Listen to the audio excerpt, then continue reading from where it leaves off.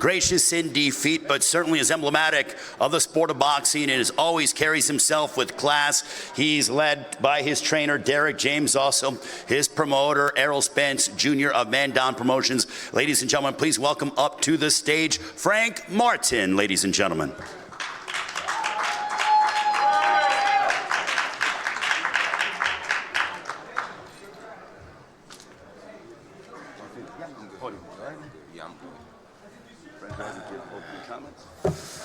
What's up, everybody, man? I let my people down, but my head high, At the end of the day, I came out to be great, but I came up short. I got caught with a shot that I didn't see, one that came from underneath, and it went from there, I guess I didn't make the count, but I appreciate everybody that came out, everybody that's been a part of this event, from Errol Spence to TGB to, everybody, all you guys who are in here as well.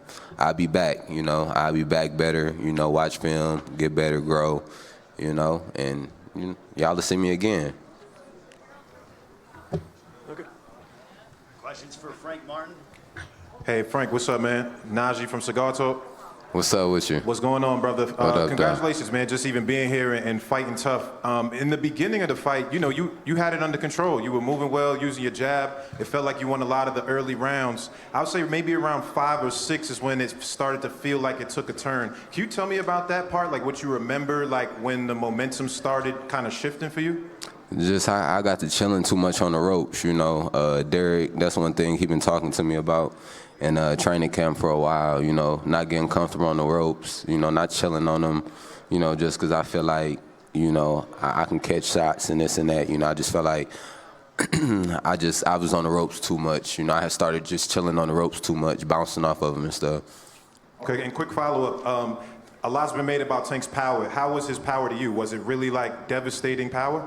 I mean, he got power, you know what I mean, but it's more like he do a great job at landing this big shot, he know how to land that shot, hit guys on the button and just get him up out of there, because he an accurate puncher and he just know how to land that shot. Frank, just a question. You did as well against him as just about anybody that's ever fought against him, and you still end up getting knocked out. What do you think, what kind of performance does it take, what kind of fighter would it take to end up beating Gervonta? You said what type of fighter? I mean, you just gotta go in there and box. You gotta be able to box, and just watch all the shots, because he got them shots that if you don't see him, he can get you out, and he's sneaky with it. He could take a punch, he can give a punch too. So it's just like just being woke. With him, you gotta be woke in there. I've been saying that like the whole time leading up to this fight. You gotta be woke, and I got caught with a shot, not being woke. So. Frank, straight in front of you. I was wondering when you got to the ring and your first time in front of that kind of big crowd, big event. I mean, you've handled the promotion, it seemed to me, very, very well. I wanted to know, like, what were you feeling when you got into the ring? Did it take you a little bit of time to sort of catch your breath, sort of, because of the magnitude of the event? Or did you feel like you handled it very well? Nah, I feel like I handled, the lights, the people, and the crowd and stuff. I felt like I didn't let that throw me off of my game plan. I was focused. Once I was in the ring, everything else was just kind of like, like I was tunnel vision while I was in the ring. So like when I went out there, it was just, I was locked in on him. I wasn't too much worried about the crowd or nothing like that, because I came to, get the win, but I came up short. Frank, Cynthia Conde, Best Women's Boxing Show, period. Congratulations.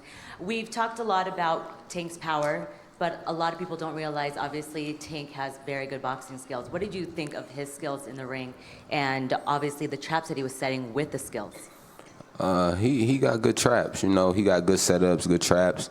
It was certain, like the trap that I got caught with was one that we knew that could possibly happen, and I was just too comfortable, and he landed that up on me, and I ain't see it, just by being on them ropes. But he's a slick guy, he could box, he could punch, he could really, he adaptable. I feel like Tank can adapt to a lot of different styles. He got the experience.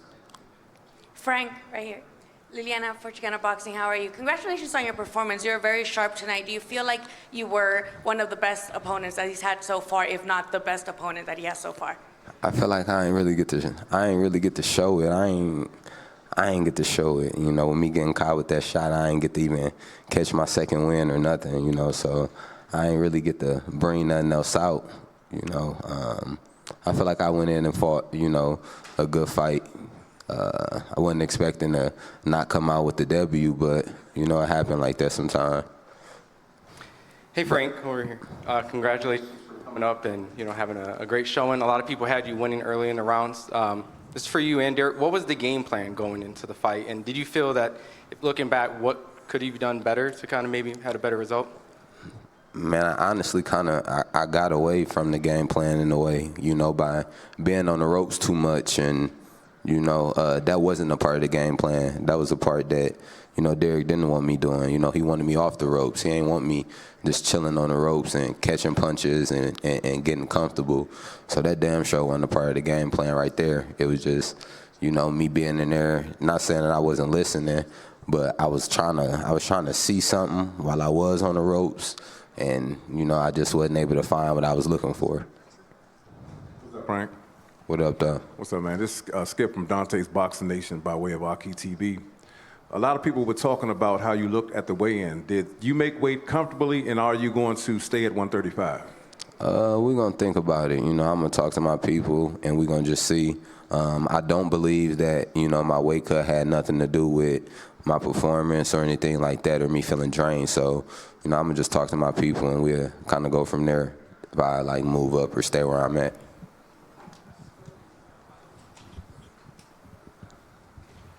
Frank, congratulations on an outstanding performance tonight, even though you did come up short. This is Marcus Hayes with Fight Hub TV. I wanted to ask you, earlier in the week, I got to talk to Errol Spence Jr., and Errol talked about one thing that you had to stay cognizant on was not being lulled to sleep by Tank. And what you're describing is basically what happened. Talk to us about the process of how he lulled you to sleep. What ended up happening?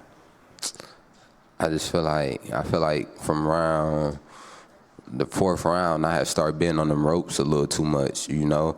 And then I let him throw certain shots, but I was looking for a shot in the process of that, you know, and I think I did it a little too much, excessive, and that's how you always catch guys, you know, guys who doing the same thing and they ain't switching it up.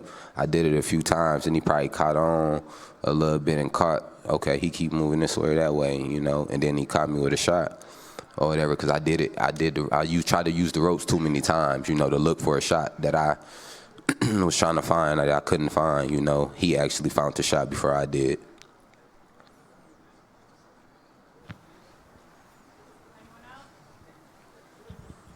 Any other questions?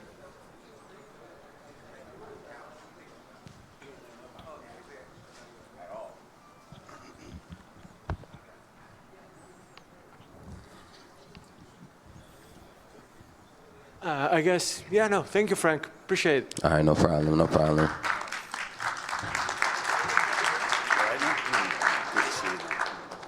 Excellent performance.